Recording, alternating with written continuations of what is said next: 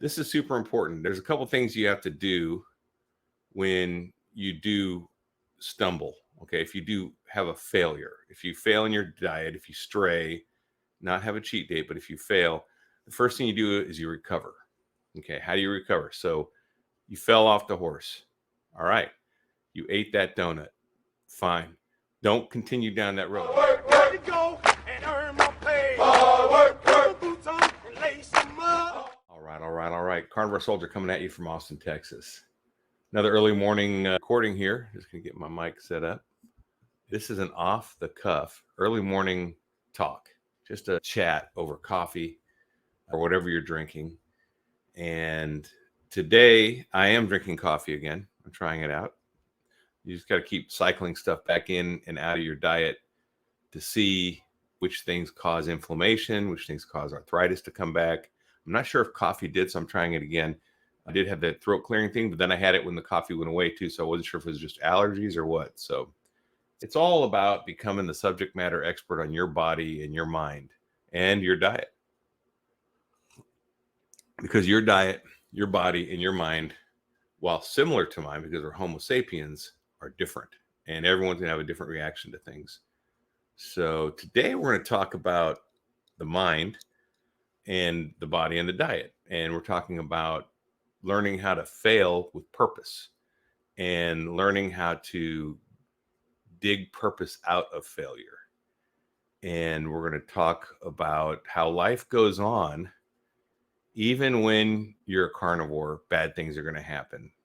I mean, just look at now, you can look at the world events with armies at war and people invading here and there and building up different theaters of war. It's just, it goes on. And then you look at home, you look at rising costs of food and fuels and living arrangements.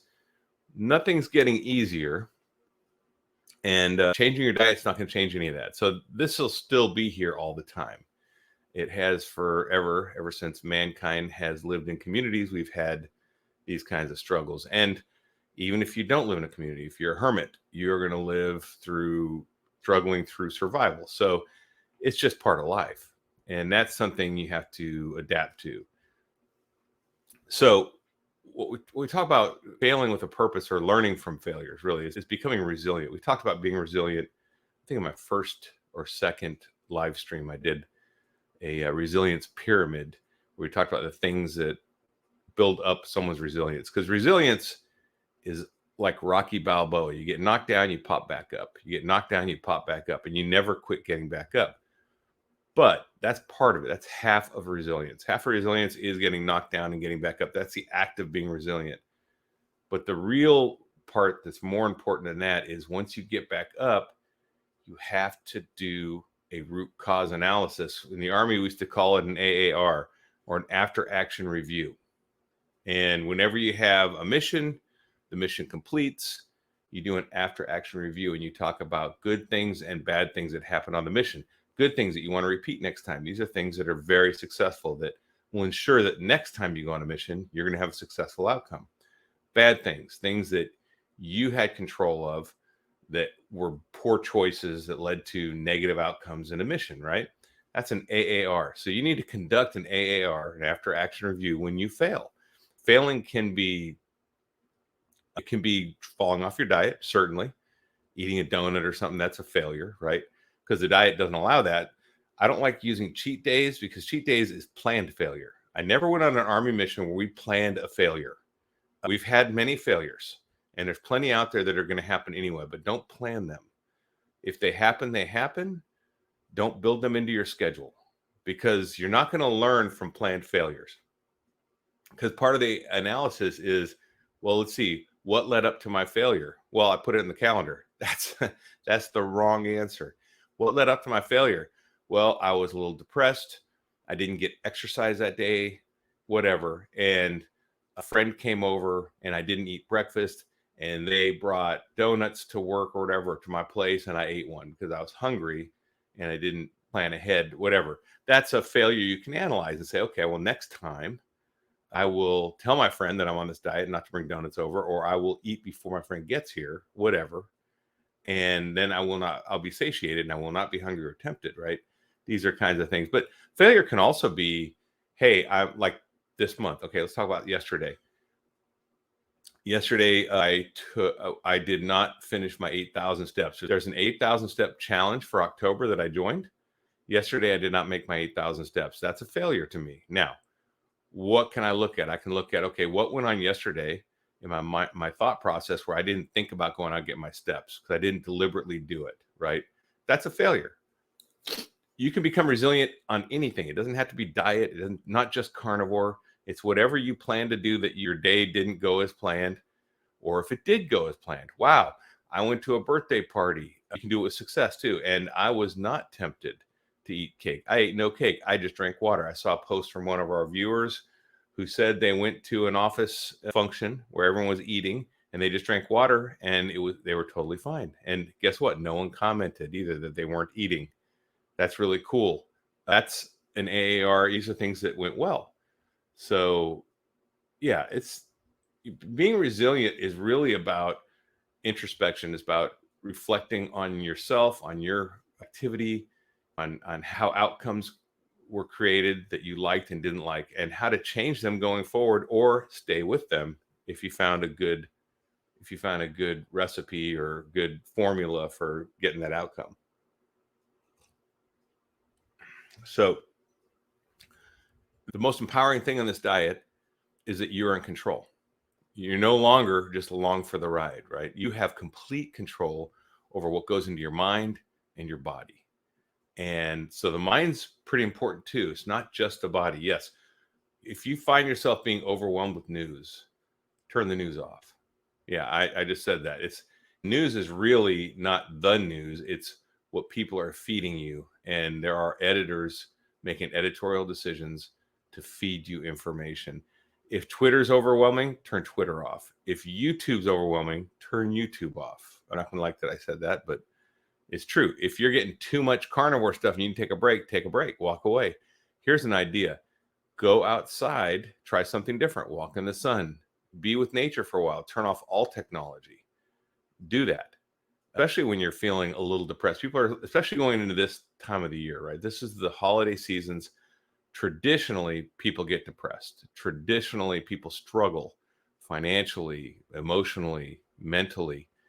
This is the time this is the time to embrace your diet in the purest form you can function at. And if you can do pure, then go pure. I mean, because it is going to optimize your brain function. But in addition to this, we need to help, right? If you have negative people in your life, limit your time with them.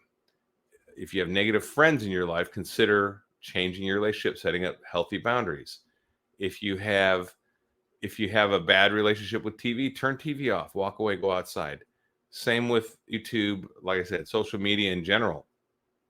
Don't post as much. Don't even open up Facebook. If that's bothering you, don't do it, right? This is why I opened a Discord server, because it's not a social media platform. It's a private server. So some people don't like to get on any social media, which I applaud. I think that's not a bad idea. My son's not on any social media, and that's his choice. We watched, there's a great documentary on Netflix called The Social Dilemma. If you're on social media, I recommend you at least watch it so you have, again, informed consent, because I'm an informed consent guy.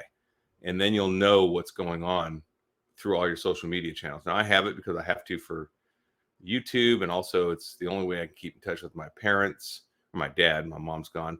But my dad is on Facebook, and then my brother and sister. It's easy, it's convenient, and also a lot of military vets back from the 80s. This is kind of the only thing they do is Facebook. So that's how I keep in touch with a lot of them and see how they're doing. So I understand that people are going to have those social media accounts, and I do find that if I spend too much time on them, it's not a good thing for me mentally, whatever. Physically, it's better if I'm out walking, right? So yeah, this is super important. There's a couple things you have to do when you do stumble. Okay, if you do have a failure, if you fail in your diet, if you stray, not have a cheat day, but if you fail, the first thing you do is you recover. Okay, how do you recover? So you fell off the horse. All right, you ate that donut. Fine. Don't continue down that road. Don't go buy Oreos and say, well, I already screwed up, so I'm going to finish the day. Make a decision to stop and recover right there. So that's the first step, is recovery. Second step, we're going to learn from it. Well, to learn about it, you actually have to do some kind of analysis. You have to say, okay, what happened? Why did I eat that donut? Why did I go into work and there were donuts on the plate? And why did I eat it? Well, if you're trying to do a fast, an artificial fast, and you walked in there and you were hungry, that's one thing I talk about in this diet too, that on the carnivore diet, if you're doing it right, you're really not hungry ever. If you're fasting, it's because you're not hungry. But if you're forcing yourself to fast and you're hungry, you're more susceptible to cheating. Okay, it's just the way it is. If someone waves that warm donut in front of your face, Krispy Kreme or whatever you like, for me it was apple fritters, I would go crazy on an apple fritter, right? Next step is you learn from your mistake, right? Then you adjust. Okay, so it's fail, recover, learn, and adjust. And how do we adjust? Okay, I failed, I ate the donut. I learned, I was on an artificial fast. I was trying to help my body lose weight. So I stopped eating when I was hungry, and I went to the office hungry. There were donuts there, I ate them. Okay, boom, failure. Learning, okay, I learned that I probably shouldn't go to my office in a hungered state, right? I should be satiated when I go to my office. And I should probably bring snacks that are carnivore friendly that will keep me satiated longer. They'll prolong my satiation. Then adjust. That's when you act on the plan. So those are the 4 steps to becoming a resilient person. If you just fail, recover, and beat yourself up and do not learn and adjust, you're wasting the opportunity, first off. And then you're emotionally beating yourself up, which does nothing. That's not part of it. It's not a blame game. This is not about blaming yourself or blaming others. Don't blame people that brought donuts in. Listen, they're going to live their life. People that brought donuts in are doing what they think is the nice thing. Or around here, we do breakfast tacos, whatever. Same thing. They're trying to be a nice person. They're doing what is socially acceptable. Don't blame them. And don't beat yourself up. Jump in, learn from it, adjust, right? You got to make the adjustment. So that's the deal, right? You fail, you recover, you learn from it. That's the AAR, and then you adjust. At the end of every AAR, we have actions that we're going to put forward in the next mission. So we usually talk about 3 things that went bad, 3 things that went good, and then we have recommendations that we come out with to give to the commander and ensure this doesn't happen again, right? So this is the kind of stuff we do. Like maybe we're on a convoy and we only had 1 recovery vehicle and 2 vehicles broke down, and we were only able to recover 1 at a time. So the convoy took a lot longer and was not as safe as it could have been. So maybe we say, okay, next time we're going to do extra maintenance on the vehicles to make sure that these breakdowns aren't going to happen. And next time we'll have 2 recovery vehicles, whatever it is. I don't care. It doesn't really matter. You just come up with some idea, right? So again, you go into the office. Maybe if you're going in the office, if you are going to fast and you're going to do artificial fast, I'm not for it. But if you are, then maybe you don't do it when you're going into the office. Maybe you only do artificial fast when you're in a controlled environment, like your home, maybe on the weekends. So yeah, this is all about becoming resilient. And becoming resilient is a big part of long-term success in this way of eating. As a result, I have not struggled. I'm not struggling mentally or physically or emotionally or on the diet. I'm not bored. And it's probably because I do this a lot. And am I tempted? Sure, I'm tempted. I'm tempted every now and then, even when I've gone to the grocery store in a not hungry state, but in a state where I could have ate before I went. And then I go in there, and then sometimes I smell things that trigger me. And, I hate that word trigger because I think it's overused by people who are kind of weak and demand that the trigger be removed, right? When really they can just remove themselves from the trigger. So for me, I could remove that trigger by eating before I go. I know I could, but because I went in and I wasn't like fully satiated, we'll pull it that way. I'm not hungry, but I'm not fully satiated. I think the best action for me, I would come back from that and say, listen, I don't even like smelling that stuff and thinking I want something, right? To me, that's a boundary I don't like. I don't like that being that close. So for me, I would do an action of, all right, I'm going to eat a burger patty right before I step out the door. Then I'm going to go to the grocery store, or I'm going to eat a hard-boiled egg or something, right? And, for me, that's a good action. So that's super easy. It's effective. And that's really all I got, guys. If you like my content, please like and subscribe to this channel and hit the notification bell, because as you know, YouTube is shadow banning, or basically not highlighting people talking about the carnivore diet, because it doesn't fall in with the UN nutritional guidelines. So to get this message out to people who are not searching for carnivore, we need the algorithm to pick it up. And to force that, you'll need to put the like and subscribe and then the notification bell, and click that bell to always be notified, because the algorithm's triggered when my videos get released. If people that are subscribed, YouTube first releases it to all people that are my subscribers. And if my subscribers don't open it, well, then they're not going to start promoting it to people who are not subscribers. So if we need this video to get out to people that are not subscribers, we need to have people that are subscribed watch the video from start to finish and watch it in the first 24 hours. So the only way that works is if you actually know the video is released. So by hitting the notification bell, you'll know the video is released right when it comes out, and then you'll be able to watch it right away, activate it, and get that video pushed out. So that's the way it works. Okay, guys, so that's all I got today. All I got to say is stay strong and overcome. Carnivore Soldier out.